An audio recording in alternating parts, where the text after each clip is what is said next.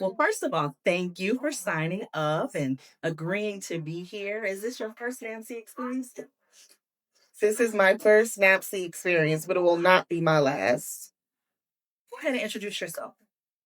Hello, everyone. God bless. My name is Christina Jaquez. I am the CEO and founder of Circles for Healing Consulting, former principal, former vice principal, and former ELA teacher. ELA teaching and teaching in general is my love. So no matter how old I get and how far I go in the field, I am always going to be a teacher first. Always. Love that. We all are always teachers first, and it's really a calling. Like anybody can just come up and try to teach, but you got to have the heart for it, for sure, for sure.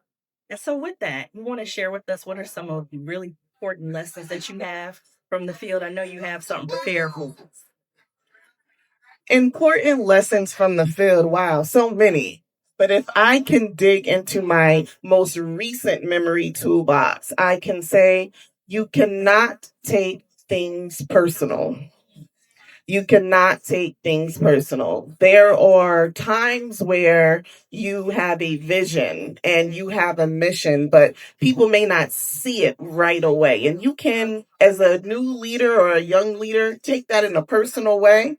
But if you want to think like a leader and if you want to think like a mover and a shaker, data speaks, it speaks everything. Numbers, it speaks ideas. It will push your idea forward. So sometimes you have to be willing to do a pilot to collect some data, right? And that data will help to make the decision maker see the value in things. So being able to, one, not take things personal, two, put in the work and do the research, three, be willing to get in the field, get in the trenches, not just be a talker, but to be a doer. I don't just talk the work, I do the work. And then I let the data speak for me. And when people see that data, and they also want that funding. They want that data to be on their numbers, to be on their slide. So, yes, don't take things personal. Be able to do the work and get in the field and get that data. I love that. Don't you all love that? Yeah. When you first started talking and you talked about don't take things personally, like that's so hard to do. But then you brought it to the data and like you said, let the data speak for yourself, right? Speak for itself. That's so important. I know for the work that I do, it's a lot of equity work in the district. And it's not about what I think per se, even though it is, because we know what's best. But it's more important that they see the story, right? They make the connection. So allowing that data to really speak for you. I'm so glad you brought that. So I want to bring it to wellness now. So tell me, what do you do to keep yourself grounded? What is that thing? That is a very good question. I am really big on transparency. So I have been working on ways to keep myself more grounded recently. Over the past 2 years, I have had to deal with navigating political issues and funding issues. So there was a point where I felt like I was losing myself because I was doing everything under the sun, being the leader, helping students in the school. If someone got in trouble and they had to go to jail, I was there writing letters, talking to lawyers, and then thinking my son needs me too. I'm putting all of this time and all of this effort into my work, but where is the balance? So one of the recent strategies that I have been using is a personal reflection every single morning. And the one singular prompt is this: how am I going to be better today than I was yesterday? Period. That one sentence. Okay. How am I going to be better today than I was yesterday? And that consistent question every morning, it helps me to be a little bit more grounded every single day because it does not happen overnight. And that's the truth. I love that. Just really being intentional about that mindfulness piece. So now I have a fun question. We'll see. So, what is one myth in education that you would love to debunk? Lord have mercy. Okay. You know what? I'll attach this to my research. One myth in education that I would love to debunk is that literacy only belongs in ELA classrooms. No, it does not. Okay? Even in the workshop that I'm doing today, one of the anonymous questions was, I'm here to learn, but I'm a science guy. I don't really teach literacy. So I hope he comes. Um, sir. However, comma.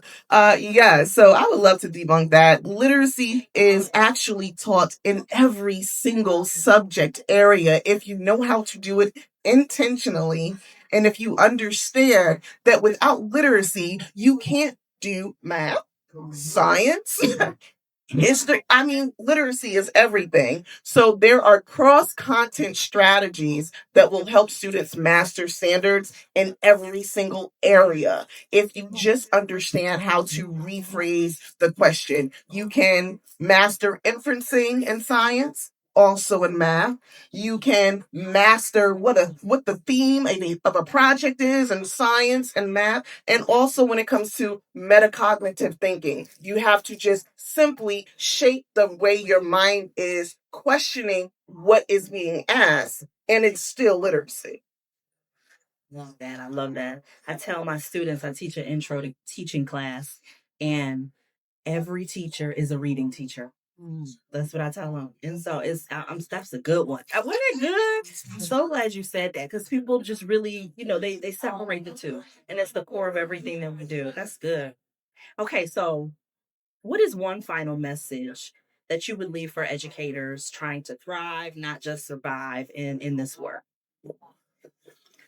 One final message that I would leave, you could tell that I'm an ELA because I always rephrase the question, restating it, right? One final message that I would leave for educators is this.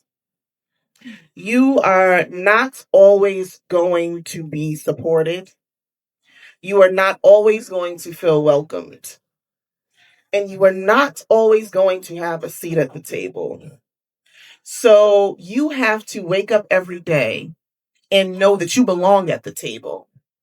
And there are times in your life and times in your career, especially if you're a leader and a mover and a shaker, that if the seat is not available at the table, you build your own. So that's why I am the CEO of my own company, multi-figure company, after being because there was a time where I said, okay, respect is no longer being served. But what's up here? These people who do not look, they don't look like us, if you understand what I'm saying. I'm using it in a euphemism way. However, comma, they want to pay for what's here. So sometimes you have to build your own table, and that's okay. Mm-hmm. Love that. Love that. Thank you so much for being here. Thank you so much. Go ahead and tell the people where we can find you, connect with you, and I'll make sure that I have it connected in the show notes for this when it goes live. You can find me at www.circlesforhealing.org, and all of my resources are there. I recently published a book, Lessons Between the Lines, and it is, thank you, sis, and it shows you how to use literacy across content areas, but also as trauma-informed healing. Well, thank you so much. Enjoy the rest of your conference. That was good. That was good.